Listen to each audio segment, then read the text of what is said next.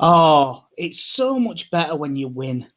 Welcome to episode 90, I think, 7 of the Mighty Whites podcast. I did look earlier, but it's been a couple of hours now and I can't remember.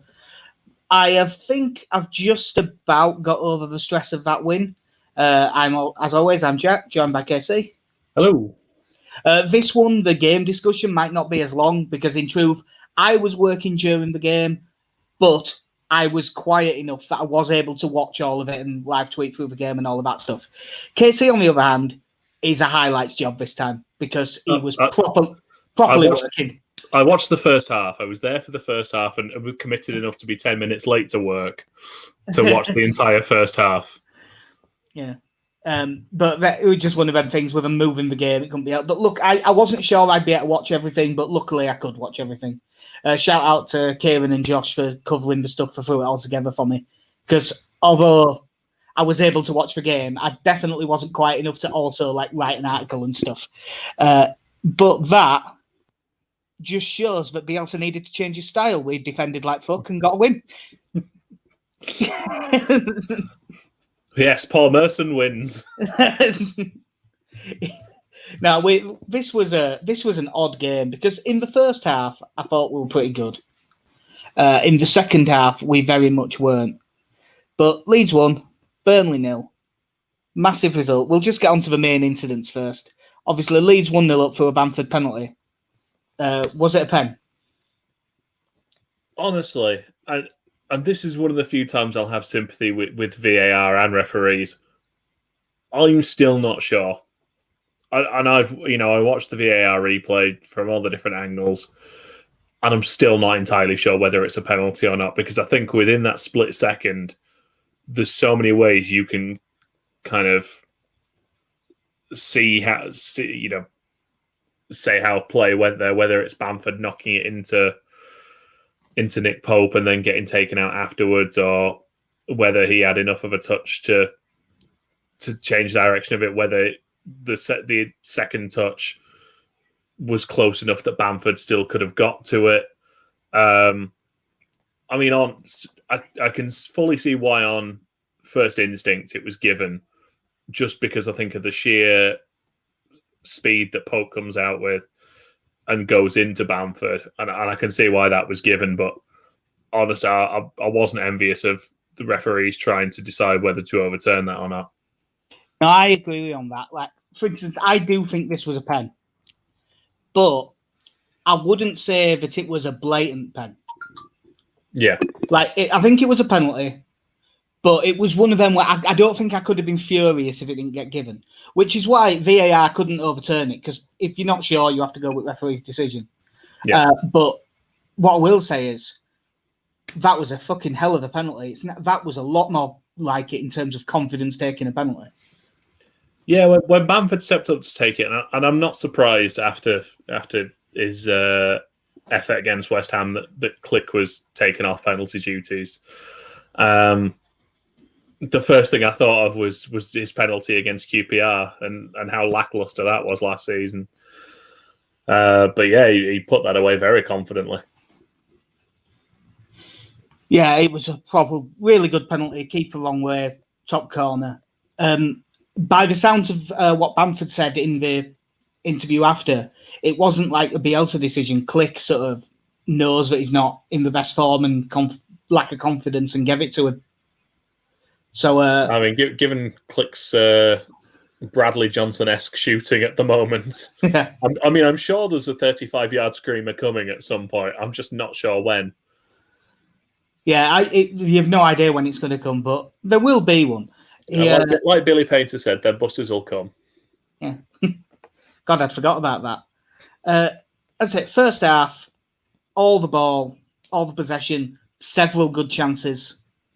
But I suppose the main story out of it after the penalty is Burnley's disallowed goal. Was it a goal? Yeah. Yeah, kind of was. It was. I mean, it was interesting because I was listening to Radio Leeds on the way over to work, and I think during the break they'd gone around and asked all the other journalists in there, one, whether they thought it was a penalty, the initial one was a penalty, and then asked them all if they thought the goal should have been disallowed. And I think apart from Baron Cross, who may have had his Leeds hat on a bit, I believe they all said it should have been a goal for Burnley. Yeah, as I ignore the fact that there was a cat pawing at the microphone. Go away. This was for me. Now, I think they went too far with some of the punditry with it, where they were saying, oh, that's a penalty against Meslier. Nah, bollocks. But I'm also not having it was a foul on Meslier. Now, if it is a foul, one of the ways, it is in Leeds' favour. Because when he jumps up, he's not actually trying to win that ball. He knows he can't get there. It's the closest thing you'd call it to would be that he's backing into him. Yeah, I don't think it's quite as bad a decision as I'm reading a lot of places. In real time on Twitter, I put, that's one of those soft ones that keepers get. Like, I don't think that's a foul. But you will see fouls like that given consistently over a season. You do see a lot of it. Yeah. There's two things. First of all, the thing that makes it really bad refereeing and the reason why I'm going to praise him like mad. What is he doing blowing the whistle before he has the shot? Yeah. That's what VAR is for now. It's like putting your flag up early. You're not meant to do it. So I just want to shout out Rob Jones because he is my favourite referee. I think he is excellent. Well, we've had him for 5 games, won 4, drawn 1, I believe. Yeah, I saw that going round. It was one at Burnley once. Leeds 2, Rotherham 0. I don't remember what particularly controversial in that. No. 1-1 at Sheff Wednesday. I can't really remember. 1-0 at Bolton. That'll have been the Bamford one. So he likes Bamford, apparently. 2-0 win at home to Preston. I don't think there's been any weird decisions in any others. No. Yeah, Jason Middleton saying, didn't try for ball, so for me, he's hoping to obstruct Meslier. And he sort of is obstructing Meslier and jumping into him. But I would say in the same way that, like, you know that chance Chris Wood had at the back post in the first half where he headed over? And Earling knew he couldn't win the ball, so he just kind of jumped up with him and into him. Yeah. To make it difficult. I think what Ben Mee's doing is the equivalent of that. So I don't think either one's a foul, really, but... But by the way, up there with But thanks, Rob Jones, you're brilliant. Up there with my desire to see the back pass rule be more stringent, I would love to see more obstructions given. You know, like times when players are just watching the ball out, but are trying to hold a player off a good 4 yards away from the ball. That is obstruction. You don't have it under control. Yeah, the number of times you see the shepherding out and they're so far away. I'll give you a yard and a half. That's it. That you no longer have the ball and you're not even near the ball at that point. But that's by the by. There's always back passes. That's the one that'll get me. But but I mean, obviously, this is a massive win. I said in the match preview that I wrote on Put It All Together, I said if we take the emotion out of it, this was a bigger game than the Man United game. Yeah. Now, obviously, it isn't to me because it's Man United and I hate them. I mean, I don't like Burnley very much, but it's a different sort of dislike. It's not even a contest. Well, I mean, the thing is, like, over the course of a season, if you're and again, just so most people know our expectations, 17th or higher, brilliant. That's our aiming point right now. And to finish 17th or higher, you're not looking at beating Man United and Chelsea and Liverpool. You're looking at winning your games against Fulham, against Burnley, Sheffield United, Brighton, and teams that are down there. Yeah, that's one thing that we have been, and you don't really hear much about it, but that's one thing we've done well this season. Like I suppose you'd say the West Ham result was a poor one and the Palace one. Yeah. But for the most part, we have beat the teams that, even though a lot of them aren't right around us at the minute, but the ones that you would say will be down there, we've beat them for the most part. Like we beat Fulham, we beat Sheffield United, and beat Burnley today. That was very important. And if we do that all season, even if we take a few hammerings, we'll be fine. Well, I mean, just looking at the league table now, and And the only team below us that have still got to play, or that have got a game in hand, there's Burnley and Newcastle have got a game in hand on us. But we are right now, what are we? We're 9 points ahead of the relegations of Fulham. Yeah. Perfect. It's a nice cushion. There's a few teams in between us there. Still ahead of Arsenal, which is a nice little bonus. If you'd have told me at the start of the season we were going to finish above Arsenal, I'd have thought we'd have had a brilliant season, but turns out you just need to have a mediocre season to finish above Arsenal. Yeah, but they still battered Lampard's lot, didn't they? Yeah. With all of their players out injured and COVID restricted and stuff like that, and deserved to as well. There was a few things didn't work today. I don't want to get bogged down in them because we won, but there were things that didn't work today. Like that second half, there's no way around it. We were crap. We really weren't very good in that second half. But I thought that our back three, playing Ayling, Phillips and Struijk, I thought they were excellent throughout the game. I thought all three of them were really good. Yeah, I thought, and as much as it's probably going to carry on for the next several months, I would imagine, we did seem to look more comfortable defending set pieces. I'm not going to go as far as to say that we look like we've sorted it, 'cause I still think we're far from it. Well, I'll just click this now because I was going to come on to it. Burnley had 12 corners. None of them resulted in a goal. What was it that changed?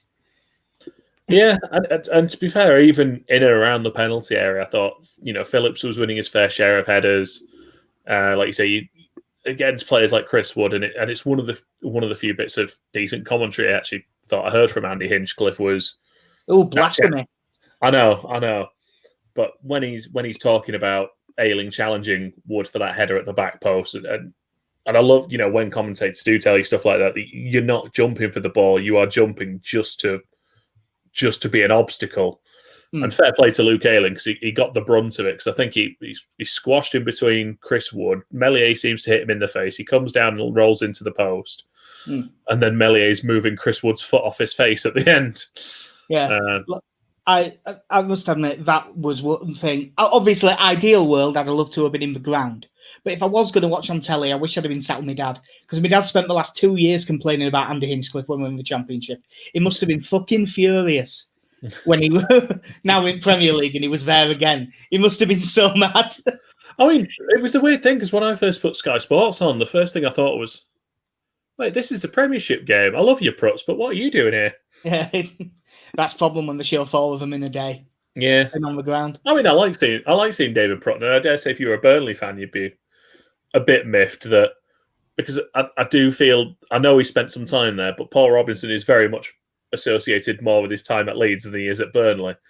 David Prutton being an ex-player as well. The times when we've not been represented on commentary or anything, if you're a Burnley fan, you'd be there going, look, the Leeds fans are Sky, look at them.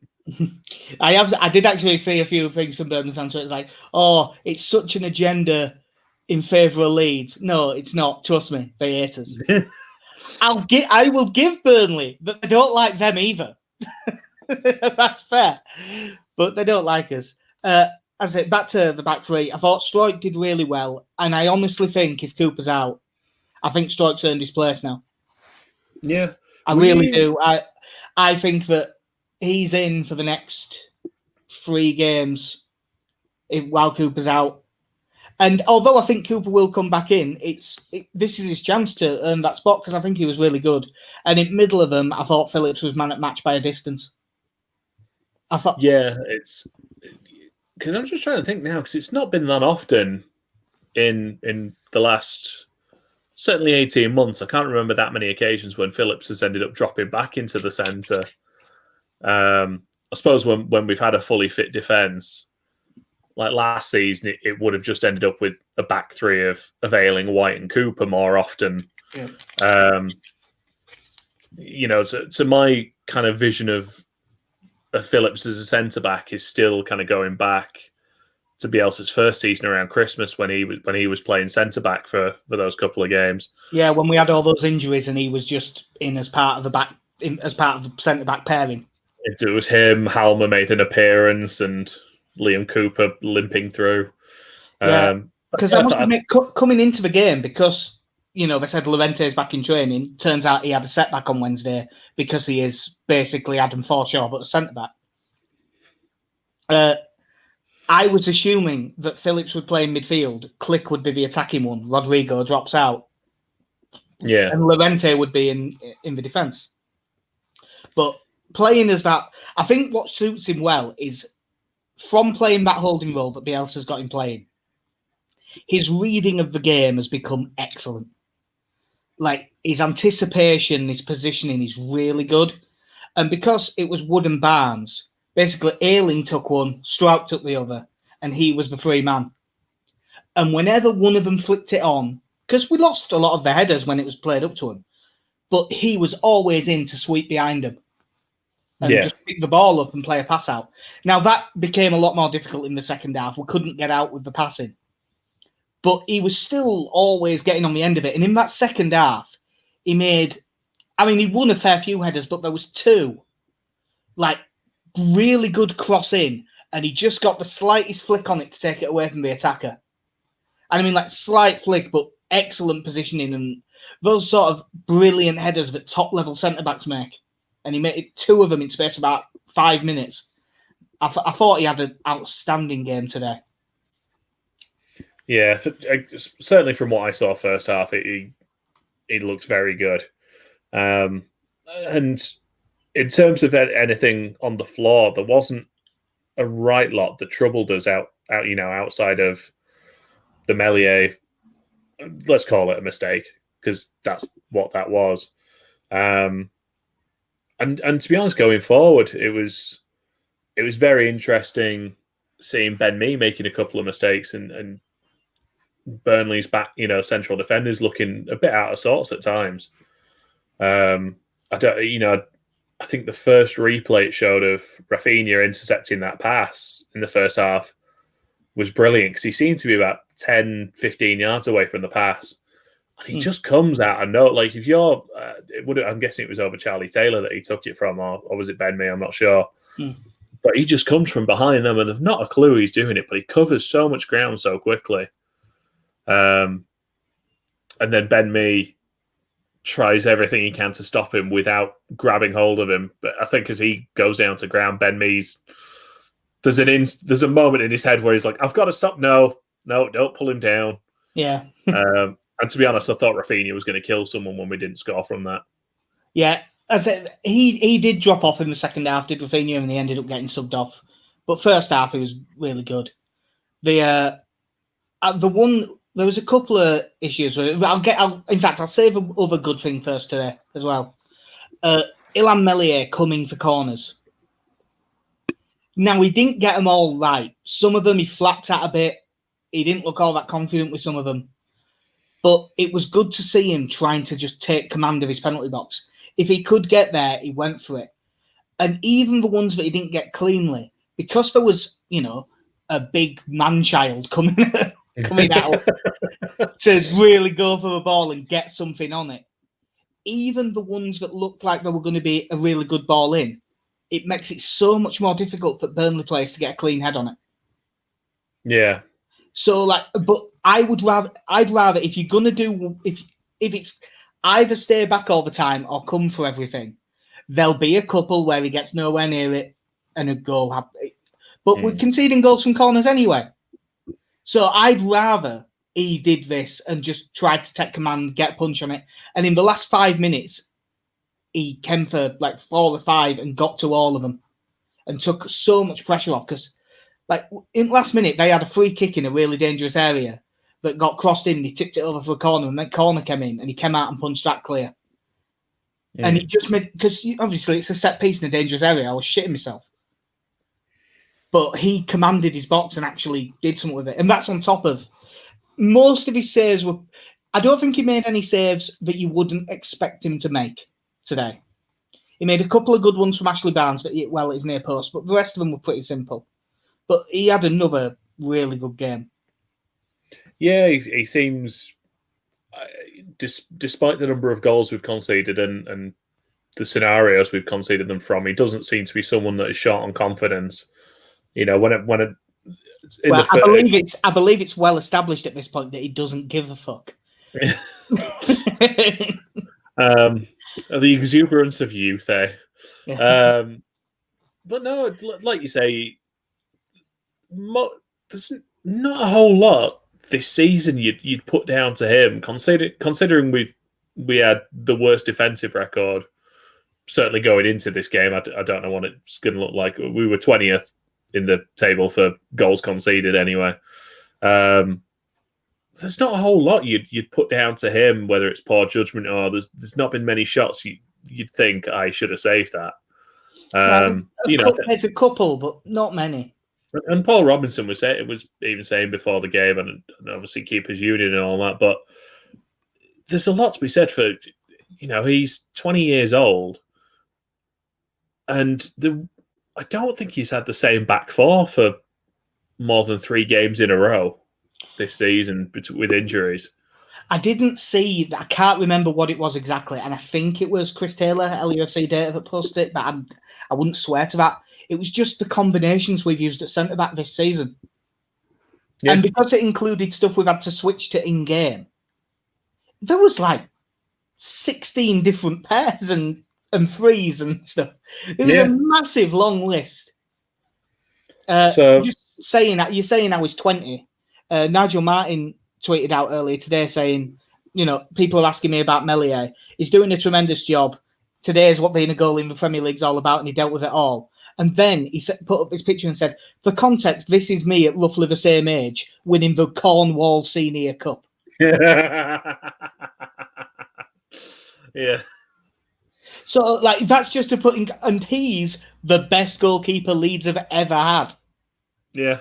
So, I'm not saying Meslier ever going to be Martin good, but if anyone's got a chance to be... I mean, realistically, you never get to see how good most 20-year-old goalkeepers are. Not unless you're a League Two fan, you've got one on loan. Yeah, for the most part, they are your number 2, number 3, playing in the under-23s, and but no, we've got Spider Boy with his 8-foot-long arms. Yeah. The negatives today, obviously, the second half, I have to say the whole team, we didn't play the ball out well enough. We had a comment off Jason Middleton saying, as disappointing I can remember under Bielsa, letting the team that poor boss possession was so frustrating to watch. Now, I wouldn't go as far as to say as disappointing as I haven't seen under Bielsa. I think we have been worse than that. But Wigan. Well, obviously, Wigan is the most disappointing, other than the second half of the Derby game. Yeah. That I've seen in a very long time. But the second half today reminded me of that Barnsley game, which again we won 1-0 at end of last season, where we were playing a team down at bottom of the league who you don't expect to do much, and they bossed the game and just outplayed us. And that's what the second half was like today. But the one thing that I really didn't think worked today, again, Rodrigo and Click. I was going to ask you actually not specifically of the partnership, but what you thought of Rodrigo today. In the first half, he found pockets of space really well. He wasn't at his best with it. He had a couple of weak shots, but he was finding space and trying to link up play quite well. In the first half, I thought he was fine. Second half, he was pretty poor. But as was Click. Now, Click's role, because of that 3-3-1-3 formation, he's kind of just on his own in middle of midfield. It is a very, very difficult job what he was doing today. So I'm not going to slate him for it, but there's no doubt about it. He didn't have a good game. I wouldn't drop Click or anything like that, but I would be tempted to rest Rodrigo. He hasn't looked the same since COVID. Mm. And I wonder if he's still not quite there fitness-wise. Now, admittedly, playing gets you to that. And if there's a team to play him against, I suppose West Brom next, they're going to put 10 men behind the ball and leave Carl and Grant up front. That's probably a good game for Rodrigo to play. But he does sort of need to step it up. He had one really good headed chance that he put over, which was in first half. I think the cross was just too high for him, but I think it was too high for him because he mistimed his run. Yeah. It was that midfield pair, just them two as a central midfield pair, it just don't quite work for me. No, it's like you say. I think it's one of those where you probably don't notice it when we are on the front foot and constantly carrying the ball upfield. But yeah, it certainly was. I found him to be a passenger in the Man United game. I thought he was very passive in that. Again, whether he is someone that still needs a bit of time to grow into that role that Bielsa wants from him, I think there is an argument to that, but it certainly needs to step it up a little bit. Yeah, Click. I mean, with Click as well. Like, as much as I love Click, I've said to you, and it's great that we've had someone who has started as many consecutive games as he has. But just start Jamie Shackleton in a game. It's fine. Like, it's okay to rest players. I'll tell you what, he did quite well when he came on today, did Shaq. It was because it was back to the wall. There was a few nice touches, a couple of nice passes, but it was mostly just how busy he was chasing everything. He's probably quite a good player to have on the field as well.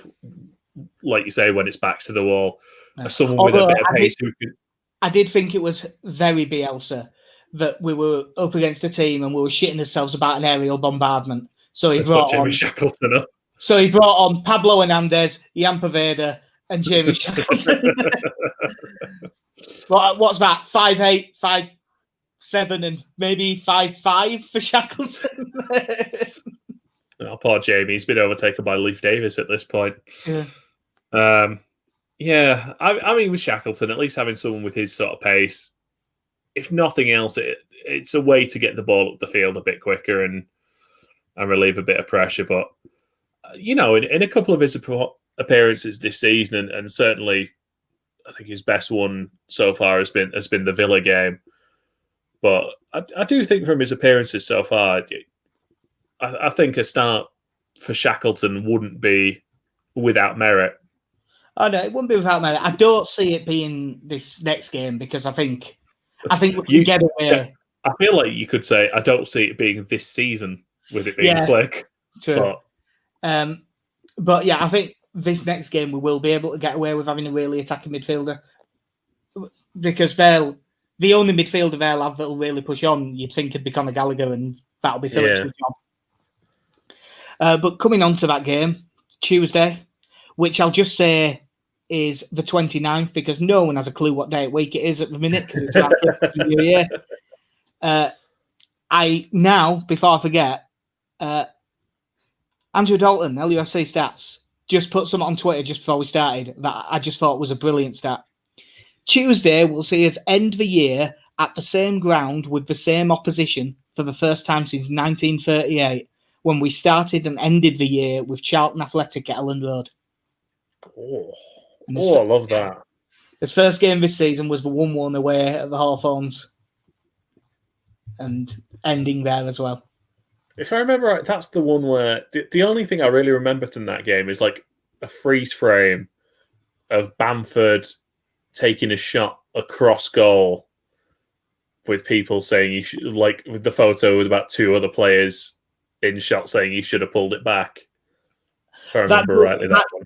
That does ring a bell, but the thing I remember is that Nketiah started that game and did no, and Bamford came on. And even though it was an own goal, it was his header that got deflected in, like almost his first touch. So that's the thing that I remember. But was that Nketiah's last game? Yeah, I think it was. Yeah, that was his little farewell because I think we all knew he was getting recalled at that point. But yeah, it was a big result at the time as well. And this one, obviously, it's another one where we need another game. West Brom have had 2 games under Big Sam. Obviously, Bilic got a draw at Man City and got sacked. But it was for other reasons than that. I mean, he's been falling out with Board the whole time as well, apparently. So that's one of the reasons why it was always going to happen. There was shite at home to Villa, got a man sent off, got beat 3-0 and created 0.04 XG, which is pretty terrible. But earlier today, and I have only seen like maybe half of this game, but they got a 1-1 draw at Anfield. where Liverpool had like 80% possession and only had 2 shots on target, which sounds...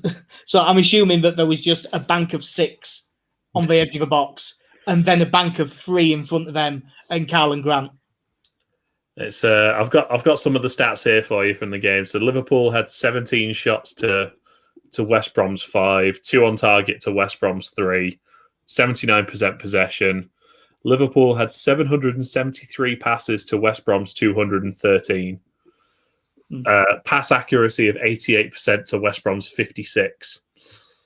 Well, that sounds like Big Sam, but it's one of them. I would not want him managing Leeds United under any circumstances, but Sam Allardyce is good at the thing that he does.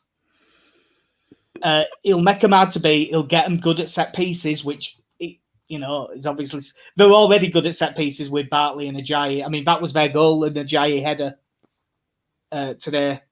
The few times I've watched them play, I've actually been like, I don't know if it's semi or shemi now because I've heard it both ways during commentary. But I've always said semi because it isn't SH, but it might be H. Because I thought Ajayi had a good game against Man City when I watched that game. Obviously, always thought quite highly of Kyle Bartley. The issue for him now is just lack of legs. With his injuries, but I thought it was interesting the other day actually listening to Big Sam talk, and he was on about, I think he'd gone to watch the under-23s and was saying how a lot of them had let themselves down, and I thought a very interesting way to, I know he's new into the club and maybe he's just trying to light a fire under some of them, but very interesting way to talk about players in the under-23s letting themselves down and pushing for places like, because, I feel like he's going to get to January and look for 2 or 3 experienced Premier League players and fill that out. But Tongi, Brownie, JJ, Yori. That's the thing. It's hard to believe that. Ivan Camper. We look at him now and he does what he does.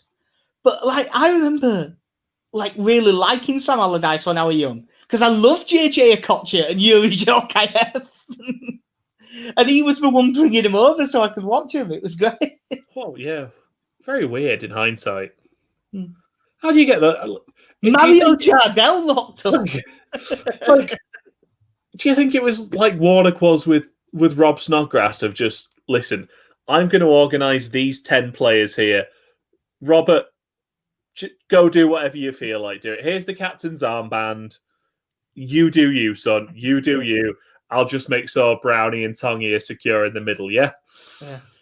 But obviously, they'll do. They've set up in a 4-1-4-1 for both the games. It's very different to our 4-1-4-1. Theirs has 4 defenders. I bet it's a lot less flexible. Yeah, theirs has 4 defenders, ours has 2. But they'll sit deep in a low block. They'll not long balls forward. They'll look to counter. Carl and Grant up front, who I've just had a thought. I'm fairly sure I picked for Championship top scorer. Because I think that they signed him from Huddersfield after we did our predictions. But I obviously I do rate him. Conor Gallagher in midfield's a good player. Mateus Pereira's good, but I'm not sure if Sam Allardyce is going to be able to get the best out of him. Especially if he's playing 4-1-4-1. There's no number 10 in that, so he'll probably have to play him at wing. Yeah. But he's a very creative, good player.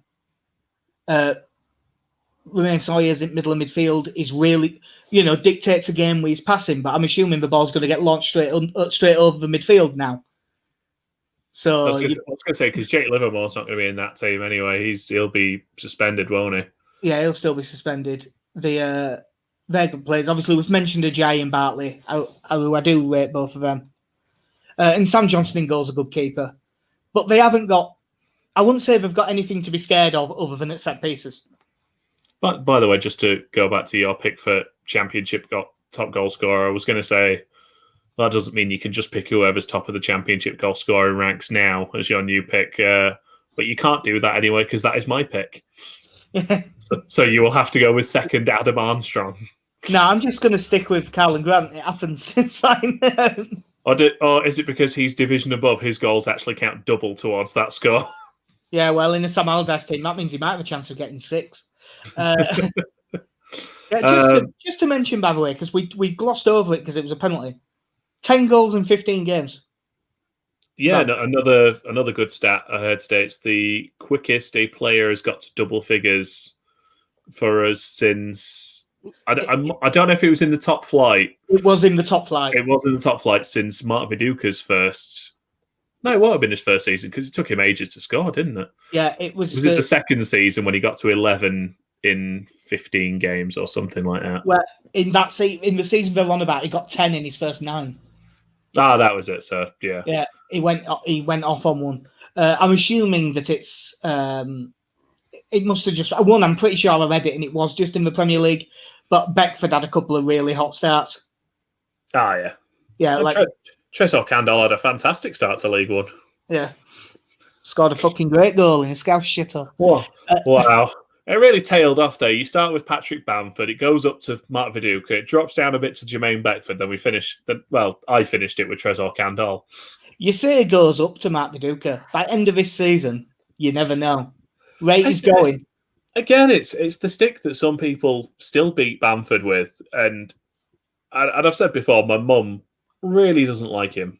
I don't know if she doesn't like his face, the idea that I've joked about him being a Tory and she's taken that on personally.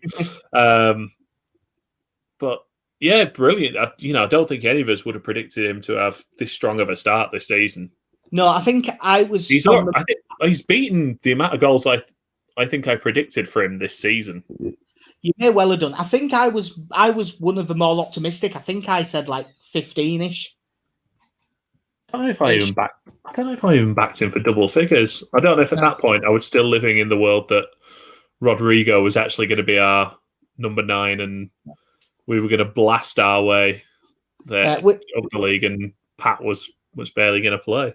Yeah, on the subject of strikers, we have had a question from Jason. Did you take any pleasure in watching Chris Wood be so ineffective? Not really, because I don't really give a shit about Chris Wood anymore. I backed Bamford for 7 goals this season, so I'm going to be losing some points at the end of the year by the looks of things.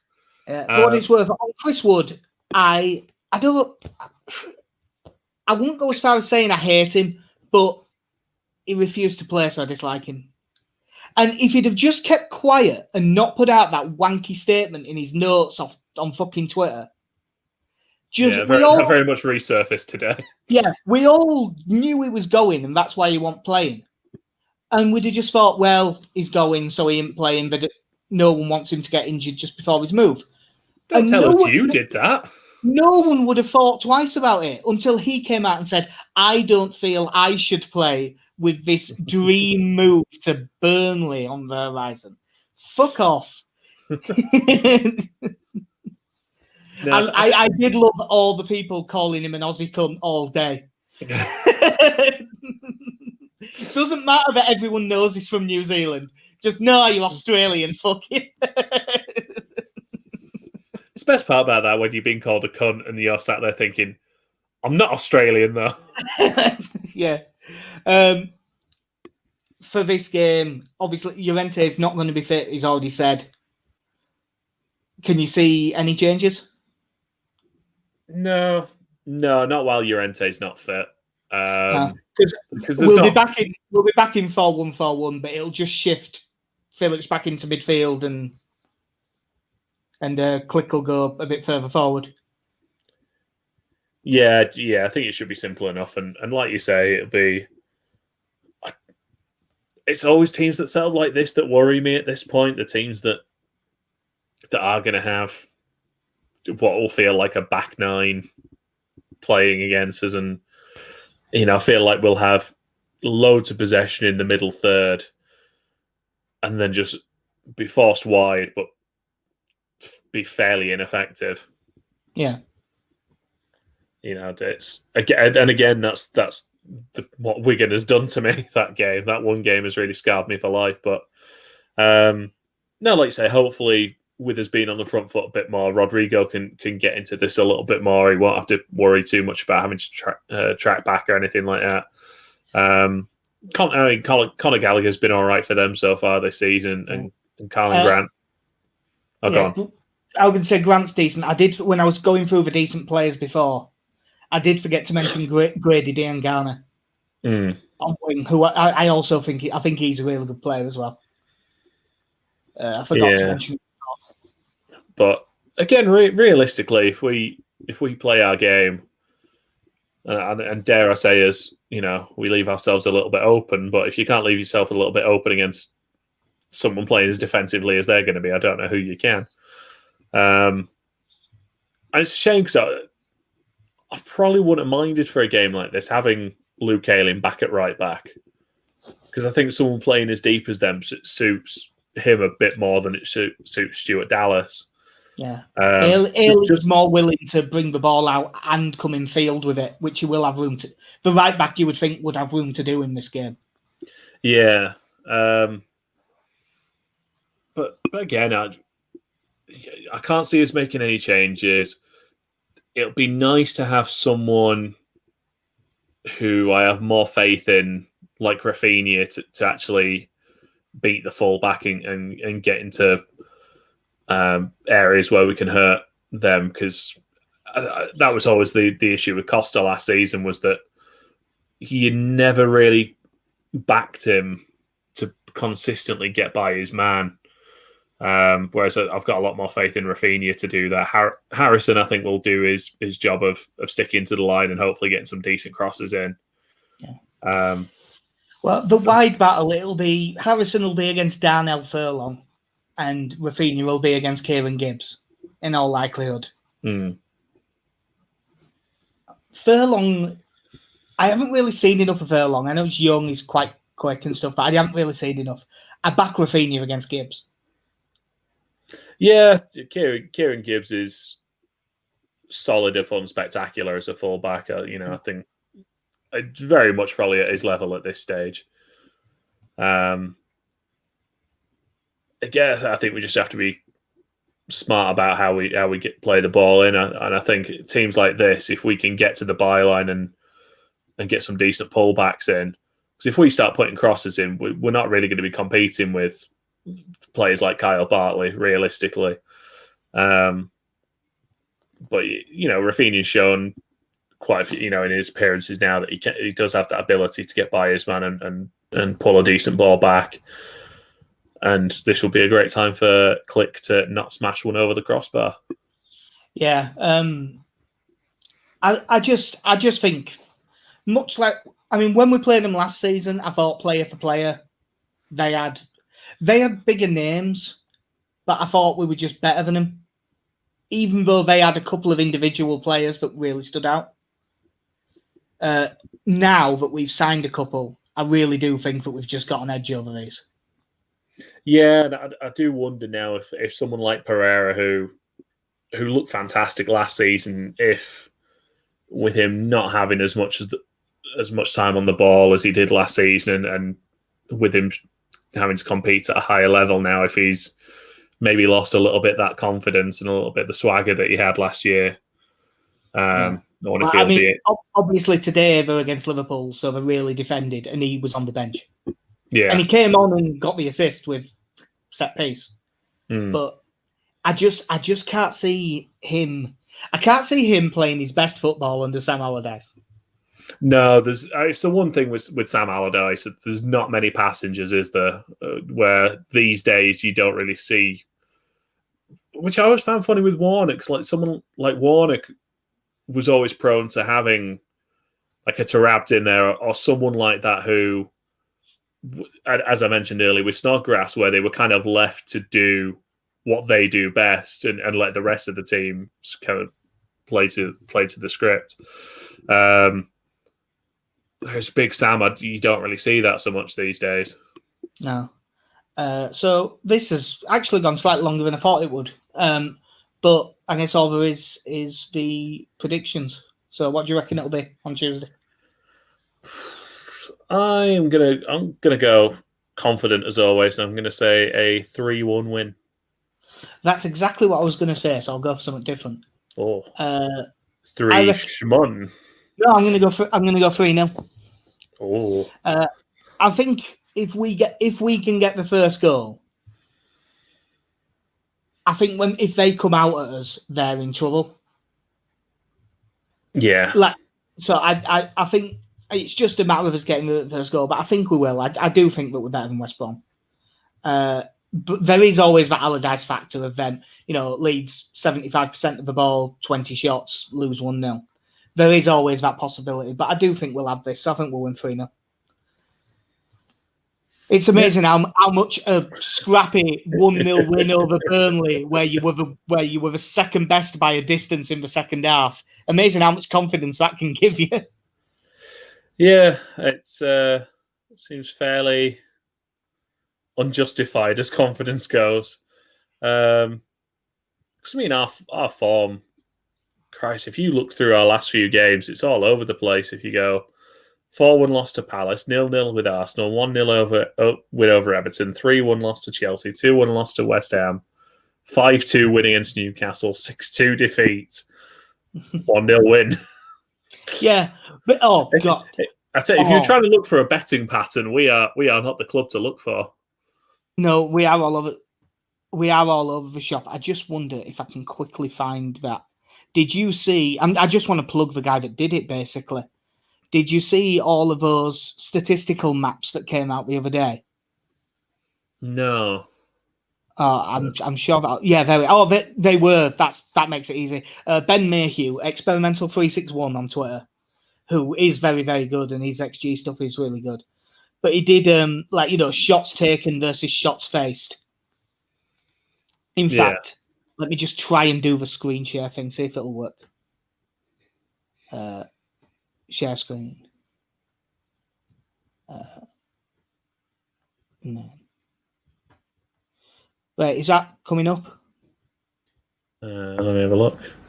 I can't see anything, but yeah, because that's the problem. You see, I haven't really tried before to do this, but I'm going to give it a go because it just shows how mental Leeds are.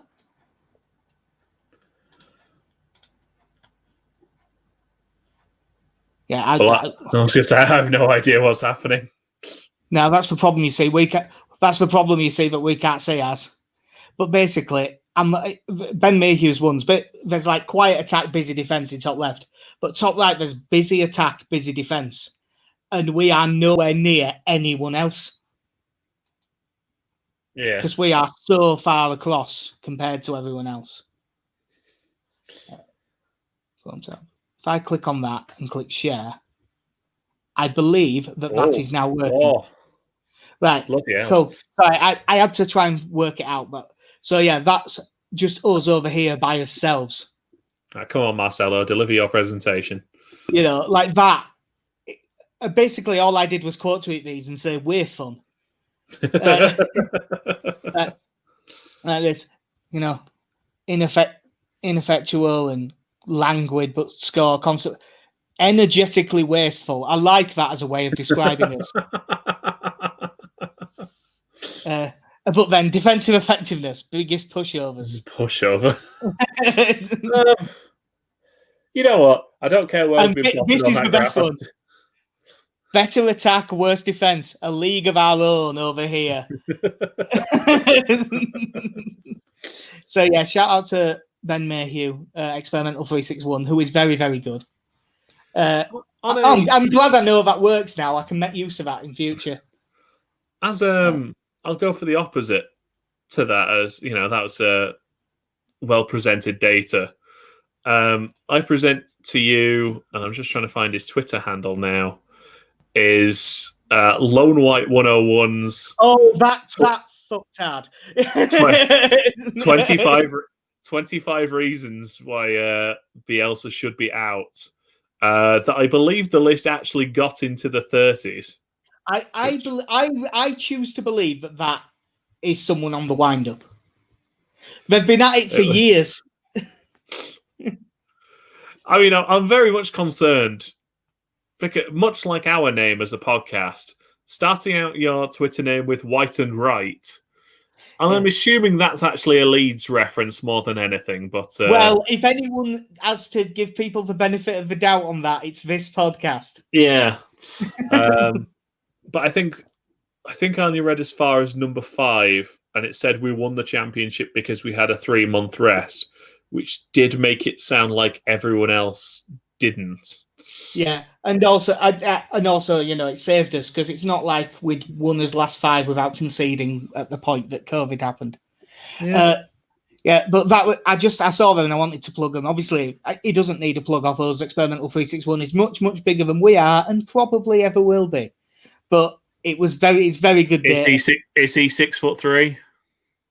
Who knows? No, and he's probably not as physically big as me in many ways. None of them the complimentary ones. Oh, I was about to say then, but I'll withdraw that. No, but I think that'll do us. So we're both expecting a win. So go get your money on West Brom or draw. That'll do us for episode 97 at Mighty Whites Podcast. We're on Twitter at Mighty Whites Pod, Facebook as well, Mighty Whites Podcast. We have a YouTube channel, but all that is on it is the video of this. So you probably don't need to watch it if you're listening to me speak right now. The stuff we write goes up on Through It All Together, which is on Twitter at THRU, it's all LUFC, and Through It All Together at SBNation.com. That also has a Facebook, but I don't use it except for to repost this podcast. I think that is everything that we need, Casey. Have we started? Yeah, I think that's everything. Nice one. Well, that'll do us. I'll see you in a bit.